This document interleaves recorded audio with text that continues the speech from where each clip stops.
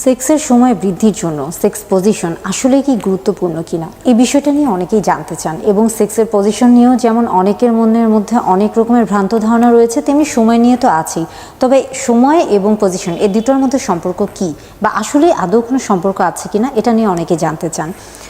মূলত সেক্স বিভিন্নভাবে করা যেয়ে থাকে বা সেক্স পজিশন বিভিন্ন রকমের হয়ে থাকে। আপনি যখন সেক্সের পজিশন চেঞ্জ করছেন, অর্থাৎ আপনি যখন আপনার সহবাসের সময় লিঙ্গের যে অবস্থান সেটা যখন পরিবর্তন করছেন, তখন কিন্তু লিঙ্গের যে স্বাভাবিক যে রক্ত প্রবাহ সেটা কিন্তু বাধাগ্রস্ত হচ্ছে বা পরিবর্তিত হচ্ছে, এবং যার ফলে তখন দেখা যাচ্ছে যে অনেকের ক্ষেত্রে লিঙ্গ যদি উত্থান অবস্থায় থেকে থাকে সেটা হয়তো বা কিছুটা শিথিল হচ্ছে বা লিঙ্গ পতন হয়ে যাচ্ছে, এবং কিছুক্ষণ পরে তিনি আবার যখন সেই পজিশনটা চেঞ্জ করছেন বা তার অবস্থানটা পরিবর্তন করছেন,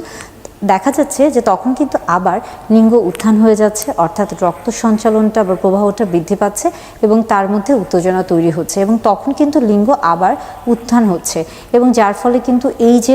সহবাসের যে সময়টা আস্তে আস্তে বৃদ্ধি পাচ্ছে। অর্থাৎ আপনি যদি সেক্সের পজিশনটাকে পরিবর্তন করে থাকেন সেই ক্ষেত্রে কিন্তু আপনার সেক্সুয়াল ইন্টারকোর্সের যে সময়টা এটা কিন্তু বৃদ্ধি পাচ্ছে।